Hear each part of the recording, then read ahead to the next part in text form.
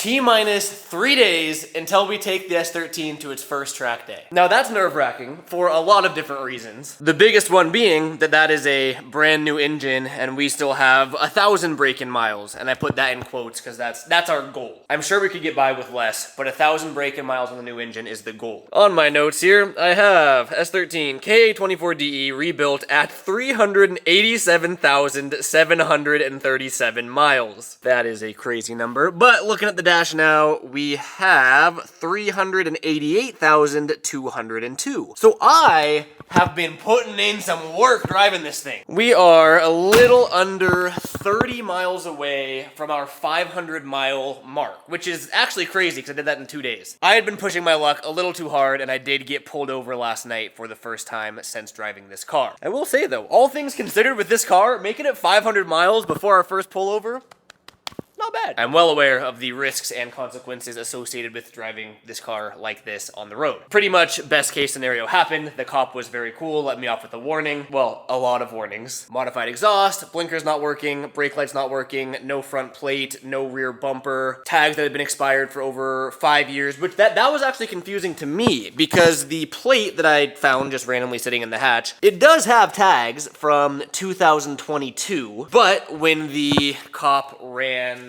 the information on the car, he said that it was last registered in 2020. So I don't even know if that plate is from this car. Again, that was best case scenario. I am an idiot. A warning is crazy work, so thank you, officer, if you're watching this. The first thing that I want to fix before putting any more miles on this car is the godforsaken, where is the hole?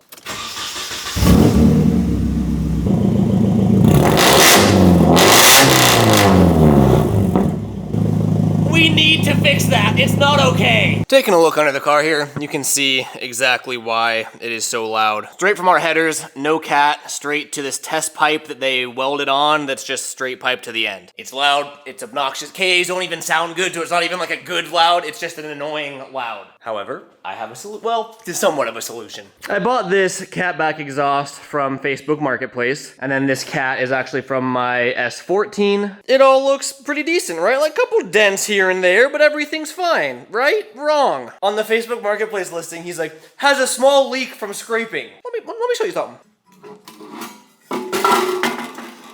Small leak from scraping. This was not included in the photos, and I drove over an hour to pick this up. I did not pay what he was asking. Oh, I'm not even done yet. That's like that's a hand size hole. That does, like you can see through there to there as well, so that's an opening. Obviously, that is another opening. I think there used to be a hanger there, because the only other hangers are those. So that's gotta get patched. Pretty sure, yeah, if we flip it over, there is another hole there, and another hole there, and another hole there. None of those were shown on the Facebook Marketplace photos. I got an okay deal. I mean, realistically, he should have paid me to haul this away and junk it for him. No, I guess metal's still worth something, but yeah, we're gonna fix it. I have these magnets, and nothing is magnetic, which leads me to believe this is all stainless steel. I just so happen to have a sheet of stainless steel over there. And before we get any further into this project, I want to make one thing abundantly clear. I am not a welder. I dabble.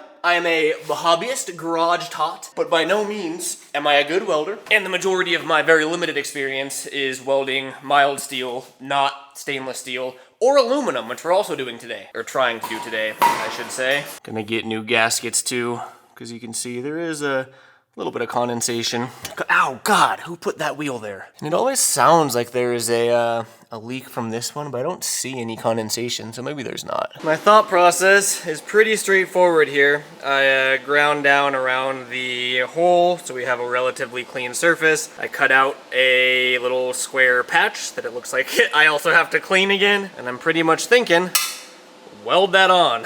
One last time for the people in back, I'm not a welder. I'm not claiming to be a welder. I know welders love giving other welders a hard time. I'm not a welder. I was on this Harbor Freight Omni Pro 220, which is like a MIG and TIG machine for a while. That's what I use to make all my skate rails and everything. MIG welding, I am pretty comfortable with, at least for like a hobby level. TIG welding, however, I am still new to, and then TIG welding stainless, I've only done one other time in my life. We're on the prime weld. I actually recently got this thing because I really wanted to learn how to TIG weld aluminum. I have not had the chance to practice yet. I'm hoping we'll have time today. But I even got like these little aluminum tabs to practice on. Anyway, we're getting a bit ahead of ourselves. Gonna be running this at 46 amps. I haven't even like learned what these dials do. I do know that a lot of people like using a pulse setting for welding stainless. I'm just impatient. I haven't learned that yet. We're just gonna try it. We're on this Furic 12 cup, and then I'm using, what do we got here? We got 16th inch ER308L, which is the filler rod for stainless. We're running about, what, 25-ish, 28 CFH, and that is pure argon. I guess we just try it, honestly, see what happens.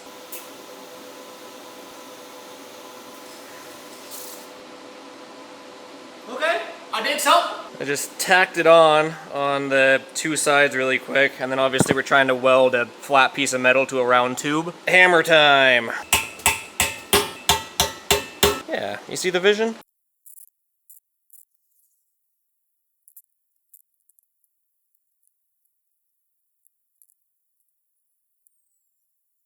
So the good news is, we got the patch on there, and if you just squint your eyes and you don't really look at it, you can't tell how bad the welds are. But I'm filming this and posting this for accountability, so I can see my progression as the months and years progress. It is really, really bad. Like right around there. Kind of right around everywhere. I do love the colors that you get from stainless. I had no consistency, and I kept going over certain spots because I thought there might be like little pinholes. But hey, I mean, no one's ever gonna see this. It's literally gonna be under the car. This is the perfect thing to practice on. And I mean, there was a hole there, and now there's not a hole there, so that's gotta count for something, huh? All right, so I'm going through and cutting out the other little patch panels. Got that one there. This one, I mean, I should just replace this, to be honest. But at this point, I'm just trying to get some practice in. So I cut out this mumbo jumbo sheet that's literally just gonna go like that and kind of wrap around it. And then I gotta figure out what I'm doing with like stuff like this. But this is probably gonna take a little bit. I'm just gonna time lapse it and see how it all comes out.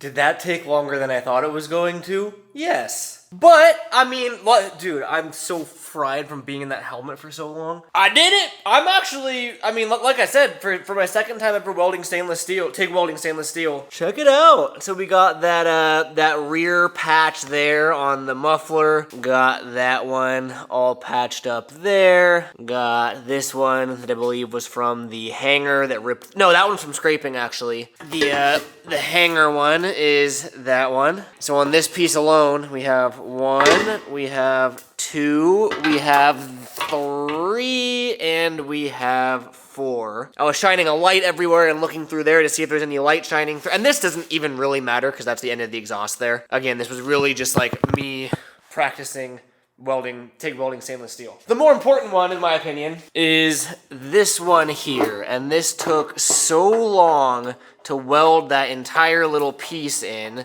And then what I was just working on the end there, again, like, it looks terrible. If you look at it, it looks absolutely god-awful. I was beating it with a hammer to get everything to line up flush, but it should be sealed. You remember this, like, rim was all torn open. So filling that with TIG, because that was like a decent 1/4-inch gap. Getting that all filled kind of sucked, but we did it. And then same thing, just with that whole big patch panel there. Again, it literally would have been in my best interest just to buy a new one of those and weld it in, but for the love of the game, man. There it is, all lined up. We got my hollowed out cat, and then that part with the big old patch panel, and then the end of it there. I do notice, I mean, we have 2 hangers there, we have 1 there, we have 1 here, and on this one we got nothing until the very end. It's probably not a bad idea to make another hanger, but maybe we just get it mounted up for now. So all we gotta do is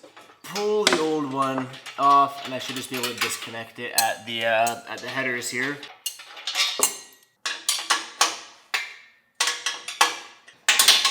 There we go. Oh yeah. Okay, come on. Got it. Now pretty much just the reverse. Okay, we're reusing that gasket. I'm just getting everything loosely fitted really quick, make sure it all fits.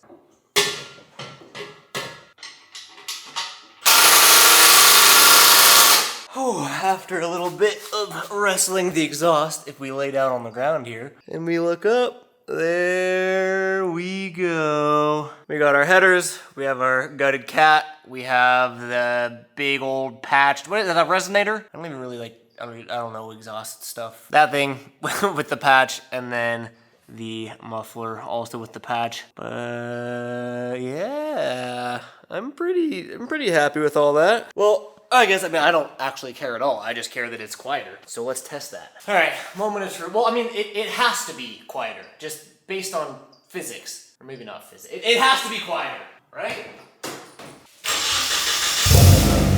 Oh my God, that is so much better.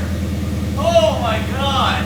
I can actually talk. Like even just idling, I can hear myself talking and thinking. I'm gonna let it warm up, then I'll rev it a bit.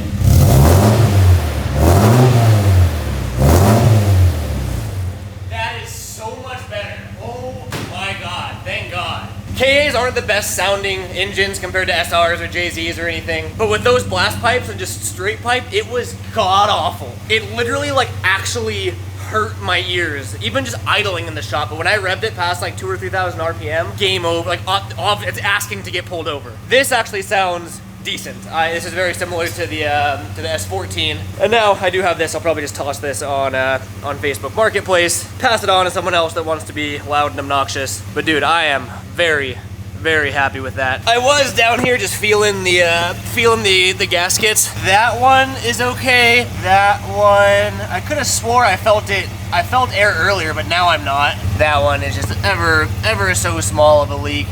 But again, that doesn't really affect anything. Uh-oh, I missed a little crack to weld there. You see that? It's leaking just a little bit. I can weld that on the car if I ever care about it. But for now, I'm content with that. Oh, it's a whole lot better than what it was, dude. Damn, I can feel the exhaust pressure all the way from over here. That's pretty crazy. Remember when we had the blast pipes, they were pulling way too hard to the left for the rear bumper to mount. I'm curious how / if we can mount it with this exhaust. So let's try that real quick. Oh yeah, I can already tell what's gonna fit. I gotta add some zip ties here, so I gotta take the wheels off. There we go. We have a rear bumper now. And I just realized I'm missing that like rear valance or whatever it's called. It's like a little plastic piece that sits under the lights. So that's why there's that gap. But hey, we got a rear bumper now. That's cool. And then lastly, for today at least, because the sun is setting, our rear spacers came in. So we can finally have better fitment on the rear, which is cool because now we have a bumper also. Also, I mean, dude, the fitment, like I'm not really worrying about the fitment of anything yet because everything's gonna come off as we prep for paint. This is all very, very, very placeholder body kit stuff for now. We still have a lot of work, but this should get us through the track day this weekend.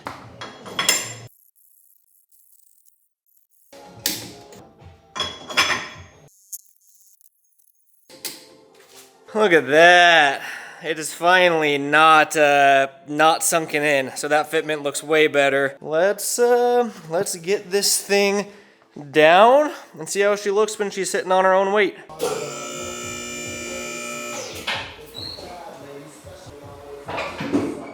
Much better. I still could have gone a little bit bigger on the spacers if I wanted to. Yeah, see how it's still a little in. You can see it on that side's actually, it wasn't Justin saying that the right side always sticks out more. Cause see how that's almost flush compared to the left side is a bit more sunken in. Super interesting, but let's get this thing outside so I can admire it before the sun sets.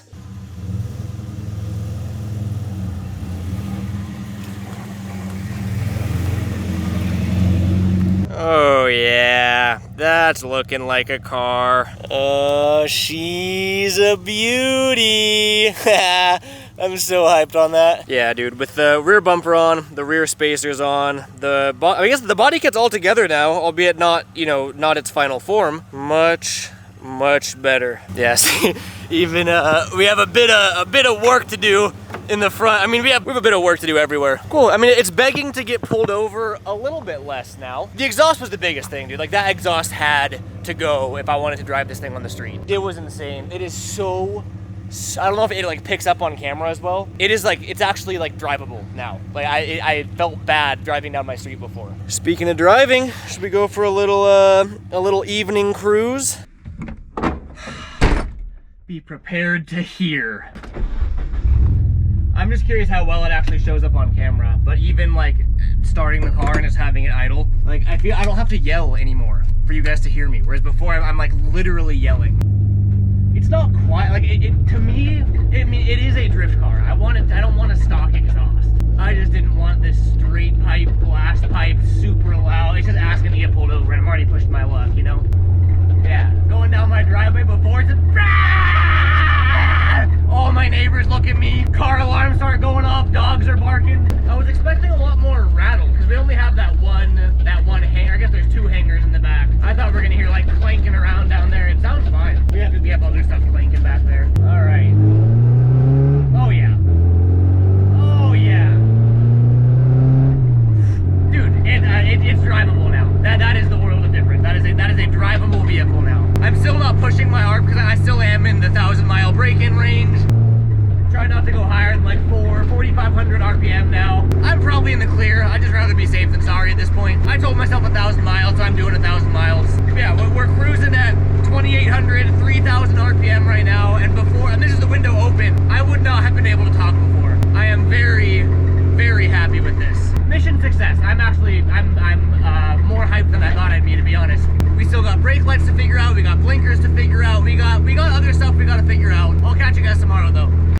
Look at her. Look how good she looks sitting out there in the shade, enjoying the weather. Now we're on crunch time today. Today's our last day to get everything set up for our first track day this weekend. According to our handy dandy to-do list here, we went to the DMV already. We need to make radiator brackets, fix intake fitment, and battery tie down. Oh yeah, and bash bar and support. We really have no other option than to wrap this all up today because we're leaving tomorrow. Oh man. To the store we go.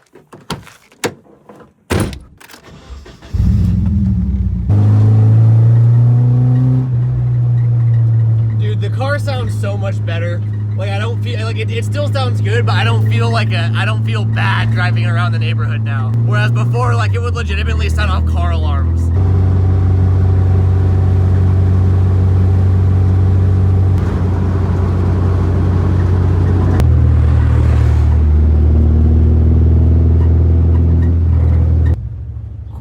Pit stop. Got some fresh brake pads for the rear because right now my handbrake doesn't lock the wheels up. The pads I have do still have some life, but the rotors were super rusty because it was sitting out in the sun for 5+ years. I'm thinking maybe because they were super rusty from using the brakes, all the rust wore off and it kind of glazed the pads over. Regardless, I don't think new brakes can hurt.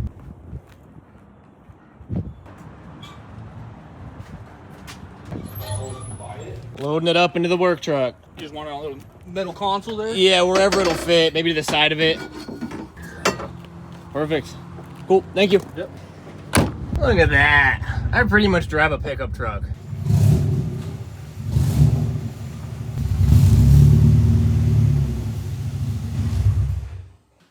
Alright, today's gonna be busy. We have a little bit of everything today. So this is just steel tubing for wow, that was loud. For the front bash bar. This is just, I bought 10 feet, but usually I take it in the truck. This is not the truck, so I had to have them cut it for me.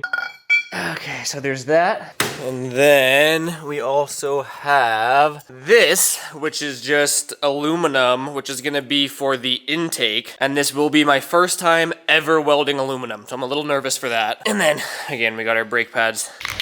Also, before we get any further, I just gotta do something that's probably gonna piss some people off. We gotta paint the whole car at some point. Like, the whole thing is plasti dipped, and it was baking in the sun for so many years that it's turning into like fish scales. You can see the back, like, it's not thick enough to peel off. It's such a pain to get off. Anyway, that's bugging me. It's starting to peel on the, it looks like someone tried to peel it off, but then realized that it wasn't vinyl, it was plasti dip. No prep, no nothing. I just want it to be black. Oh yeah, doesn't get better than that, baby. That is a high quality paint job. Oh yeah. Beautiful. At least now from a distance, it'll all look like the hood is one color. And then obviously we'll sand everything off as we actually prep for paint.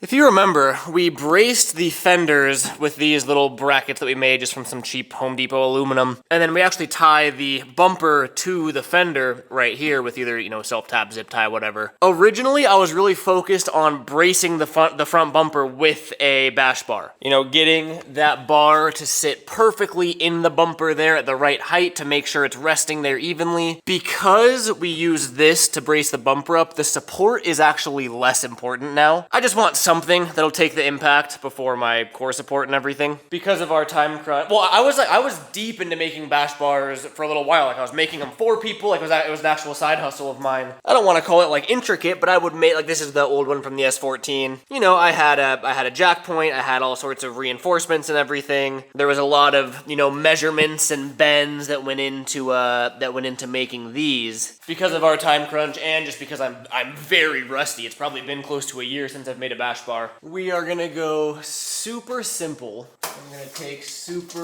rough measurements here. Okay.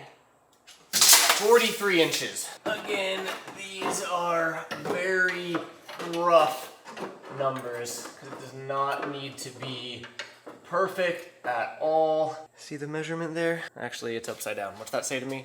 297? 63. That's the measurement I'm looking for. Here is our very official diagram. The front main bar is 43 inches. The side ones don't really matter. I just did 12 inches-ish, and then we can trim them as needed to fit. And then that angle on both sides is 63 degrees. When I was actually making bash bars as a little side hustle, I was using this program called BendTech, where you take all these measurements, you put it on a computer software, it tells you every bend you need to make, where you need to make it. It's super helpful, especially for like roll cages and more intricate bash bar designs. I forgot how to use it. I tried using it this morning off camera and I couldn't do it anymore. And because this one's so simple, we're just doing it by hand. Funny story, right after I said that, I came upstairs and I checked my laptop and opened up BendTech. And sure enough, I actually have files that I made for my homie's S13. And if we open this up, I believe that this should work beautifully, actually. See what I mean? It tells you exactly where you need to make the bend and how much tubing you need. Like, it tells you everything you need. I'm actually, I'm stoked that I still have this file. You can see we need 65.917 inches of tubing, which we have. We got 10 feet. The first bend is 5.2 inches in. The second bend is 18. 45, 55, etc. And then the cool thing too, it's slowly coming back to me. How do I do it? I go to tools. Damn, how do I do this again? Oh, there it is. Verify. So I can measure it here. So from, you know, let's do outside start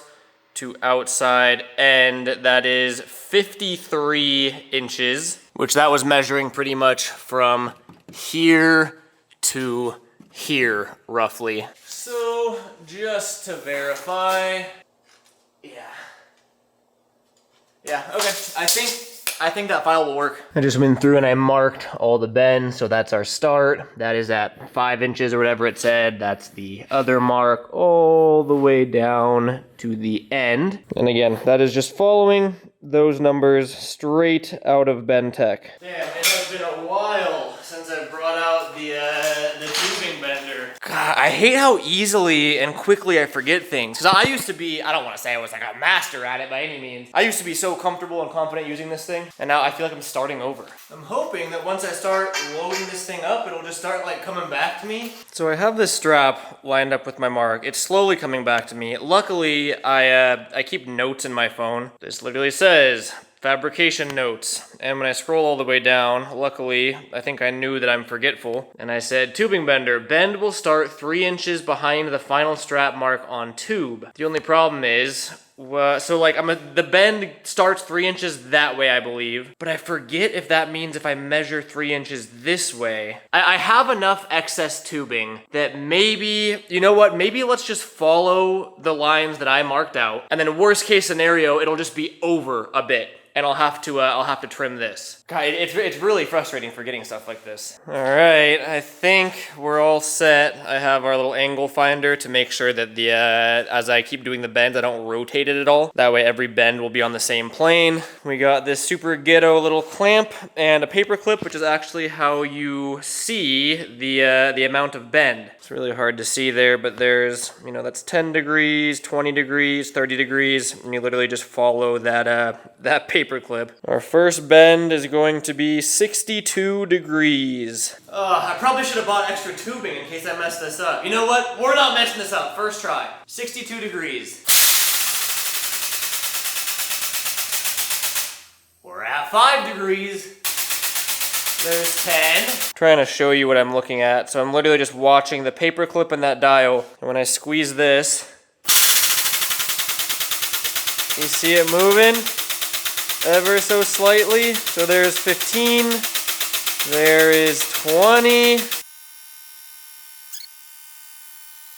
We just hit, I'm at 65 because there's something called spring back or bend back. You can see our bend right there, but when I actually relieve the pressure, it's gonna bend back just a little bit. With roll cages, you have to be like super precise because it's fitting in a car, obviously. This is just a super basic bash bar, so it doesn't really matter. But I just went, because it was 62 degrees, I went to 65. We are at the second mark now that I marked thanks to BendTech. And again, you can see here is our first mark, and that's where the bend is supposed to start, which is why I think what I was supposed to do, I was supposed to subtract 3 inches because, like I said, according to my notes, the bend doesn't start until 3 inches that way. Had I moved everything over 3 inches, I technically wouldn't need to cut anything, it'd be good to go. I had forgotten if BendTech calculated that for me. It didn't. I am gonna need to chop that, and then same on the other side. Next bend is 12 degrees. We have a 12, and then one more 62. So I'm just gonna knock these all out.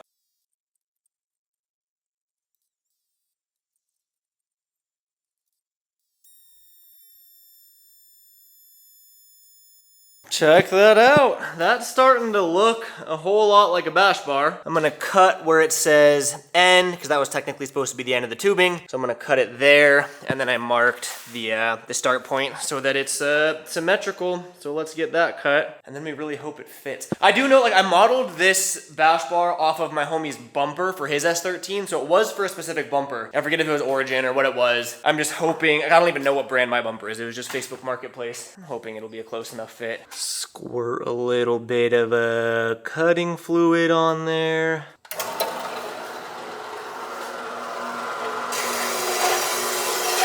And now we wait. Actually, this whole thing's gonna fall. I gotta catch this. There's one. Okay, there it is. And now we really hope that it fits. Moment of truth. Oh, baby! She fits good! Hell yeah. Sick. I'm really stoked on that. If we look at the stock bumper support, which I would just run this if it fit, but it doesn't fit with our bumper. I have to make these, which are the actual mounting points essentially. And if I remember, I really need to get better at organization, but I made an S13 bash bar before, so I think I have the file for that. I have this file saved as, where does it say? car bracket final. I don't know if it's for an S13. I don't know if it's for an S14. I made one for both. I don't even know if they're different. I mean, it has the slotted part and then it has that little hole, which is for, the slotted part is for that and the hole is for that tab. Or actually, wait, maybe it's not for that tab because I need a second bolt hole. Maybe that hole is for that bolt hole and that tab I just bend down. You know what? We're gonna cut one of these out and see if it fits.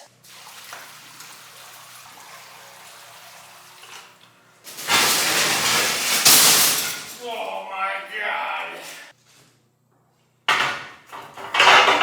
All right, again, I really don't know if this is the right file, but we are gonna find out.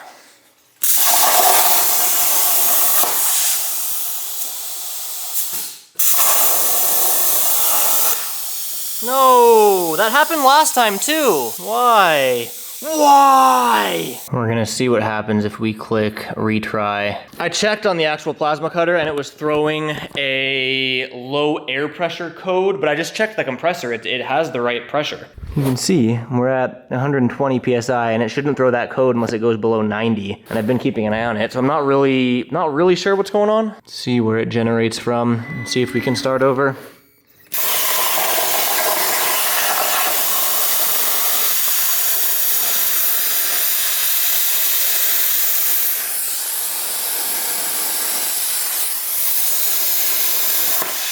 All right, we got one. Now we're gonna see if it's the right file.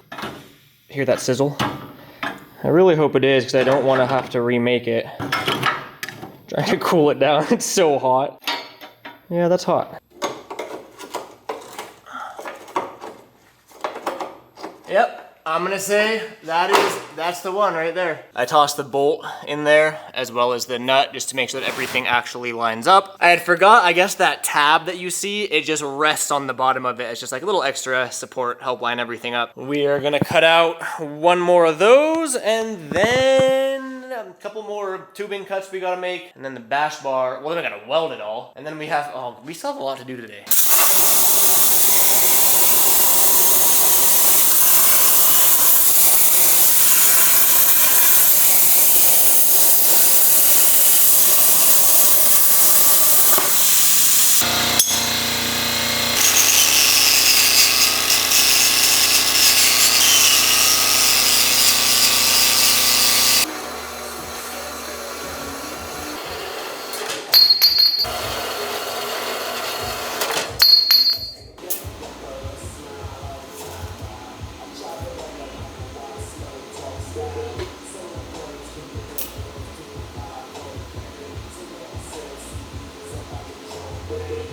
So this is where we stand as of now. We have the bash bar itself. We have our mounting plates that I just super quickly tacked on with 2 little tacks in case I have to remove them. And essentially, the way this works is these bolt onto the car like that, right? And this has to be sitting, you know, somewhat like, come on.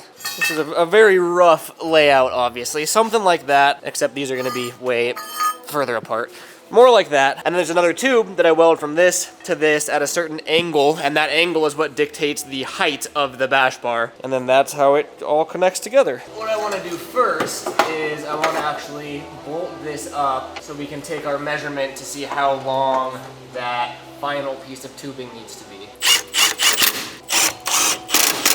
Okay, something like that. So this measurement is the one that's really particular if I were making a, dude, too many wires and everything. If I were making this also a bumper support as opposed to just a bash bar, fitment is everything because you want to make sure that it's like perfectly resting on the inside of the bumper there because the weight's gonna be on it. That's what I did. That's what I do for like my customers. It's all just my homies. And that's what I did for the S14, but it's a lot of measuring. It's a lot of kind of trial and error. In other words, we're not doing that for this car. We're just making sure that it fits inside the bumper. Very roughly, I would say 9 inch, yeah, let's do 9 inches and then I'll figure out the angle that I have to cut it later. Let's just get 2 9-inch cuts.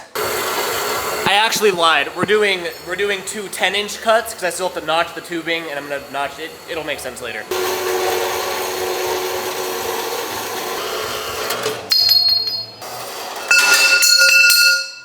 There's 2. Well, that's the 10-inch section. With these cut, you can see I marked 0.75 inches in on both of those, and the reason that I chose 0.75 is because that's half of 1.5. This is 1.5 inch tubing. Well, I guess that's the inner diameter. It doesn't really matter. We got the tube notcher ready, and essentially pretty self-explanatory. We are going to notch the tubing so that it just bloop, fits nicely on that.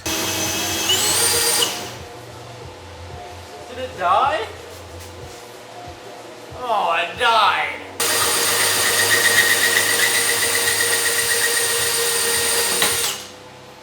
Nice. See the vision now? It just goes right on in like that. Now, we gotta actually fit everything up so the bumper is coming off.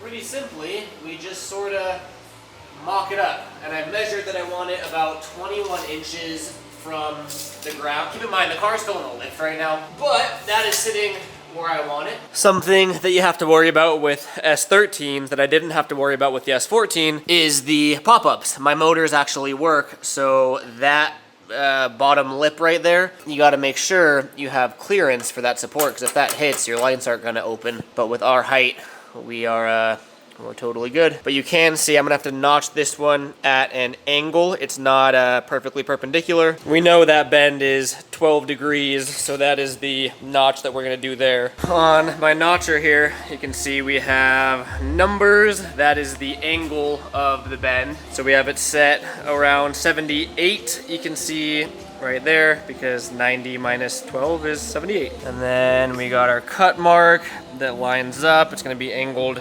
that way, and then make sure it's on the same plane as that bend, which it is, so let's get to cutting.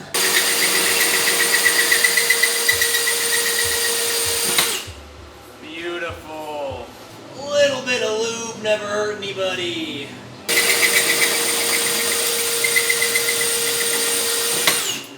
That should be the last cut we have to make. Now, the test fit.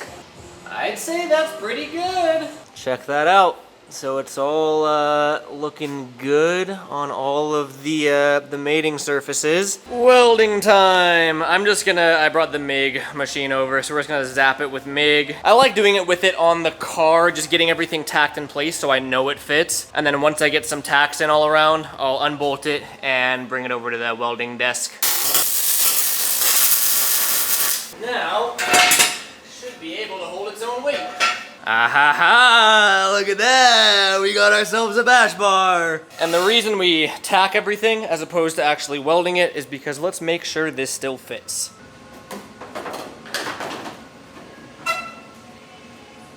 Beautiful! Yeah, that sits nicely in there. Beautiful! Look at that! That's a bash bar, alright. I already have the MIG welder out, so I'm just gonna go ahead and knock it out right here.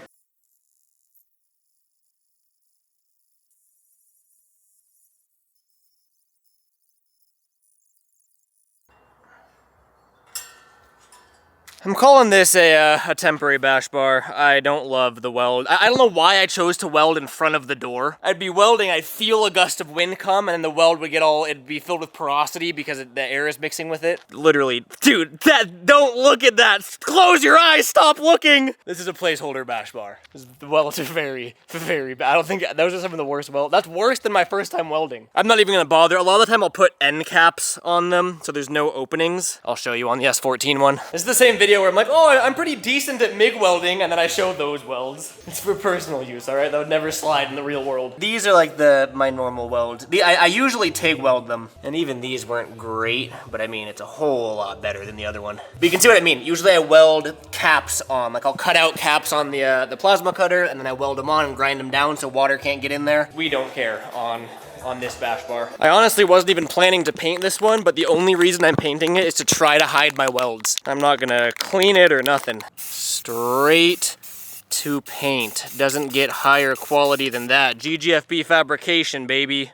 I'm just kidding. Please believe me when I say this is not an accurate representation of my work. There we go, look at that. It already looks better just painted. What's that saying? It's like a grinder and paint makes me the welder I ain't, or something like that. I'm definitely not gonna add, originally I wanted to add a jack point to this, but I'm not gonna do it with those welds, because I don't trust that. So this will just be our placeholder bash bar for the event this weekend. While that's drying, up next on our to-do list is, where is it? Oh yeah, fix intake fitment. So we did that briefly. Remember, we chopped that nipple off and shoved that in, so now the hood can close. But I mean, we gotta fix that. We gotta fix that. You thought those welds earlier were bad? Wait till you see these. I think this is for sure aluminum, right? Oh, that's the wrong size. There we go, that feels better.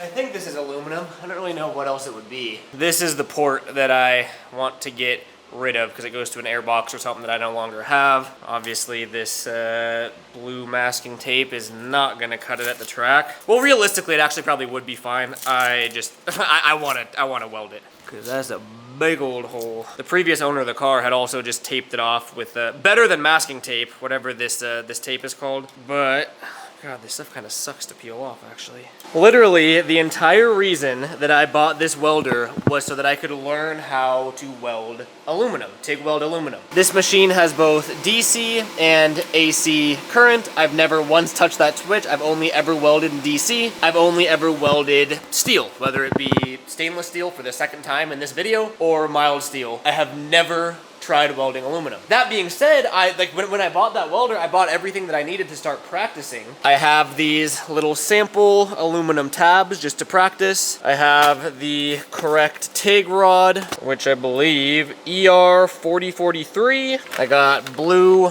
lanthated, I don't know even how to say that or what that means, but blue tungsten, which is good for AC. I have everything. I've just been procrastinating because I've heard it's different and hard and I'm scared. Without further ado, oh wait, I didn't even show you what I'm doing. I got all the tape off and everything and then cleaned it. I am gonna go through and clean it again. The one thing that I've learned about, well, okay, I've learned a couple of things about aluminum welding because I've been doing some research. Cleanliness matters. And cleanliness matters when you're TIG welding more so than MIG welding. But apparently, like aluminum, it is very, very important to clean everything with acetone and a rag or a napkin.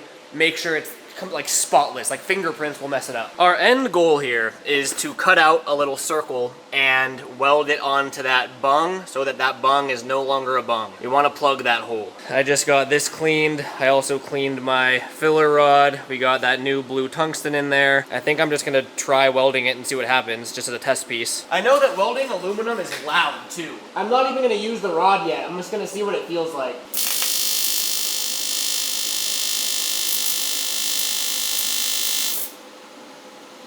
Okay. I mean, it's similar. I'm gonna try to add the filler rod a bit.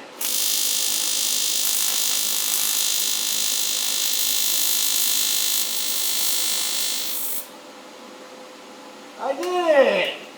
I welded aluminum for the first time. So that second one is the one where I added the filler rod, and you can see like all the black specks. I think that is still contamination. Even though I cleaned it, I acetone wiped it, it still got contaminated. But hey, that's my first time welding anything aluminum. Should I just go straight for that? Got ourselves a little circle. I followed the aluminum cut settings for the plasma cutter, and then we got that piece of aluminum. That's a circle. Okay, look at that. It's a perfect fit. I feel like that's not the easiest weld for my first ever aluminum weld too. Again, we're not going for prettiness here. We just gotta plug that hole. All right, I guess I'm just gonna try to like tack it on. I wanna clamp it or something, but I'm just gonna see what happens.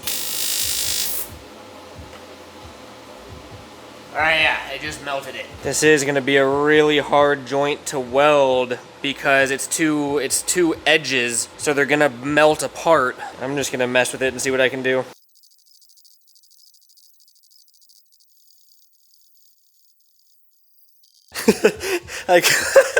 I call it my beautiful little mushroom tip. Oh man, good thing I prefaced this video by saying I'm not a welder, because these past couple of welds have been atrocious. This one I feel much less bad about compared to the bash bar, because this actually is my first time ever trying to weld aluminum, and it'll be airtight. It looks like I'm like looking all the way around it, and while obviously it is not pretty, I can't even hold this straight. Obviously, I mean, let's face it, it's disgusting, but I really do think that'll hold. And then this one matters less because this is before the math, but my intake, the like cone goes here, and honestly, I think if I just cut this nipple off, kind of like we did on that one, I can just slip the cone all the way past the hole, and we should be good. I'm just gonna hack this off.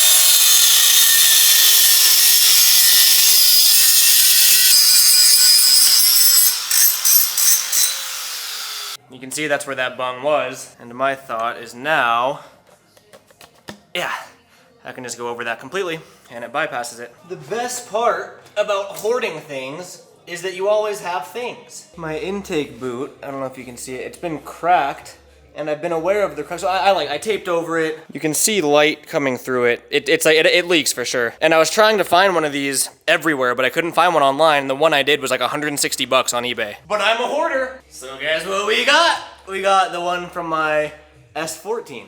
And this one's not ripped, or not cracked.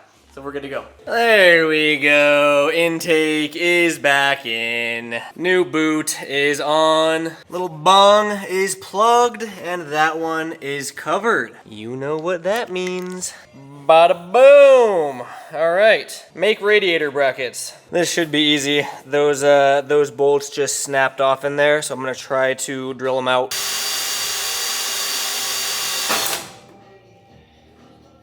I was afraid of that. The drill bit broke inside of it. Literally exactly what I was trying to avoid.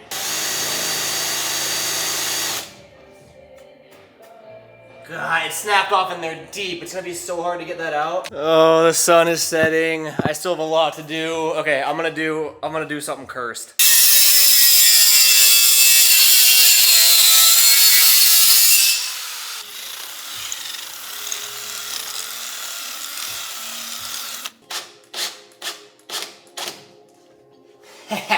If it works, is it really dumb? Ingenuity at its finest, ladies and gentlemen. For real though, I mean, it was zip tied. That's not going anywhere. I think when I have more time, I'll actually go through and like plasma cut these and make them look good. But I just need that to not fly around while I'm drifting over the weekend. Make radiator brackets. And speaking of nothing, let's go put this on.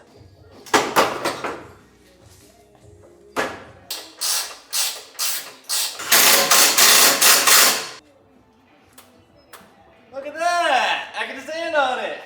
I made a bash bar! Hell yeah. It's super quick and super simple, but I'm stoked we got it done. Go ahead and get the bumper all mounted up now too.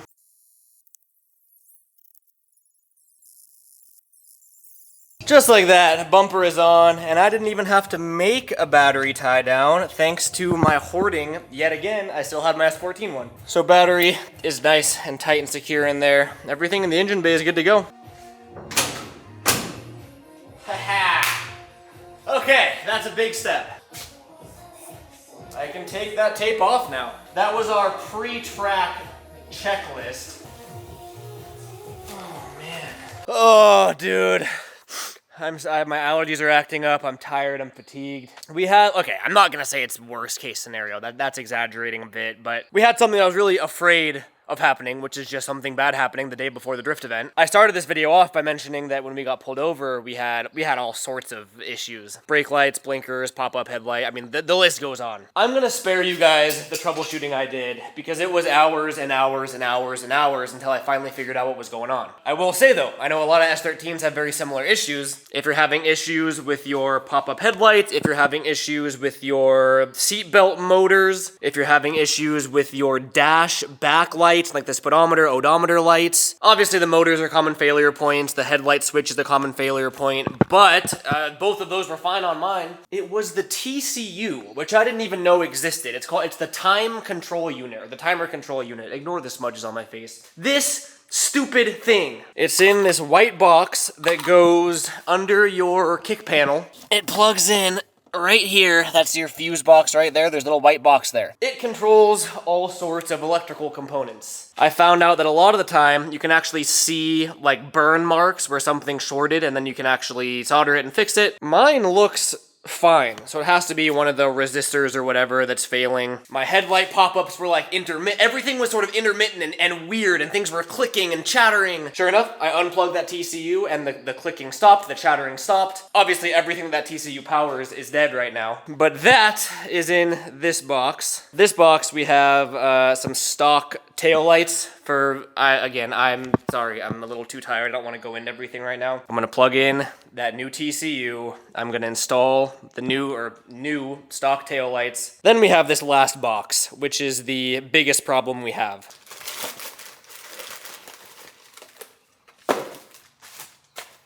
There it is.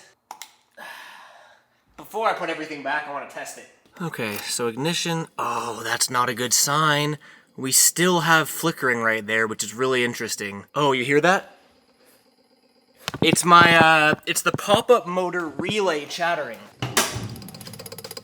It's right in there. I've already checked. It's the headlight retract down relay that's chattering for some reason. What makes no sense to me is that dash light, or the clock light, is flickering at the same frequency as that chatter. What's weird though, is that when I turn the headlights on, A, they work, the headlights actually pop up now. B, my cluster lights work. See the backlight turning on? That never worked before. This button works. That never worked before. So it's like it fixed all of the issues, except for these motors. These motors still don't work. But why is it chattering? Oh, it stopped chattering, but now the headlights won't open. There they go. That doesn't flicker until... That is so weird. But now, because the headlights are up, that's not chattering. I'm perplexed. The fact that the dash backlight works now means that there was an issue with my TCU, because that was never working before. It's not important. Like, I can still track the car fine. I'm just kind of curious. There's a chance it's taillight related. I'll get to that. Let's go ahead. Dude, I feel so crusty and grimy. Let's swap these out.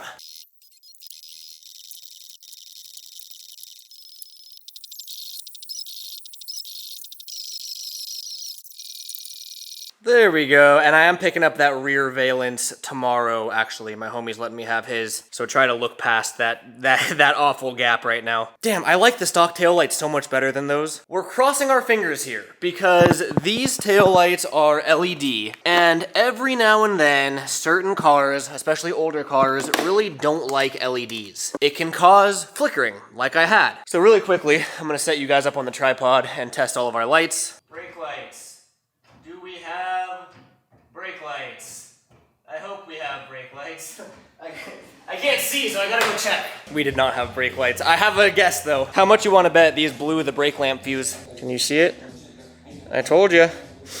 It is blown. New fuse is in. Take two. Aha! I see them. I see them. It looks like one of them is out though. How much you want to bet that this doesn't have a bulb in it? That'll do it. Bulb is in. Take three. There we go. All right. Right blinker. Left blinker. Reverse. I don't know if the car has to be on for reverse or not, but I just watched the footage. The reverse light bulb was out, so we're gonna swap a new one in. I think it's a different color bulb, but I just want to make sure it works. Success. What I was saying though, is that I was right, it was the LEDs. So first of all, the LEDs kept blowing the fuse, but sure enough, now with the LEDs unplugged, look at that. We have no flicker, the headlights work, they pop up, they go down, dash lights work, on, off, all good. These motors still don't work. At least they're stuck in the right position. I'm assuming it's the actual motor itself, or I think there's a module under here. That's a lower priority. We just gotta get this thing ready to drift tomorrow. Up until now, all of the things that we've fixed are more for like streeting the car and trying to not get pulled over. They're not huge problems for drifting, except for this last one, which is what's in this box. You might remember, was it last video, I was doing some like freeway B-roll, and you could see the car was pulling right and the wheel was off center. Justin, who does my alignments, told me that it is probably wheel pull because my tires are so stretched. We found out it wasn't, and that's what's in this box. So what we have are these aluminum solid rack and pinion bushings. We had just installed these poly mounts onto the rack and pinion when we did the new rack and pinion. See that yellow mark there? I went back to Justin's and we marked it and we went on a drive and the whole rack and pinion actually moves. It's somewhat centered right now. You can see there's a little gap there, and there wasn't a gap before. So if you go to like full lock one way, the whole rack and pinion actually shifts, which causes it to steer the other way. It was causing the steering to be pretty unresponsive and sort of soggy, not to mention it's just pulling really hard. Some people will cut a tin can, like a soda can, and stuff it under the bushing there, just for added clamp force, but like these are cranked down and it's still moving. And that is where these come in. So hopefully these solve our problem. Again, the sun is gone. I am so tired. I don't have it in me to talk, so I'm just gonna time lapse the camera and get her done. All right, the solid bushings are in, and I cranked those things down, so that is not going to move. Oh my God, dude, that was almost a 14-hour day in the shop. I really thought that I had everything buttoned up, and I did not have everything buttoned up. I can pretty confidently say, though, that we are, well, okay. I was gonna say that we're ready for the track, but I mean, for all we know, something could happen bad at the track, the car blows up. But like for now, our checklist is done, all of our lights work, exhaust is quieter, dash lights work, everything works, besides our seatbelt motors. Next video is gonna be taking her to the track for the first time. Oh my God. All right, I desperately need to go shower, dude. This video was kind of all over the place. We got a ton done though. I'm patting ourselves on the back for that one. The shop, damn, I forgot we made a bash bar today too. Oh, she's coming along. All right, next video is the first track day. See you guys there, peace out.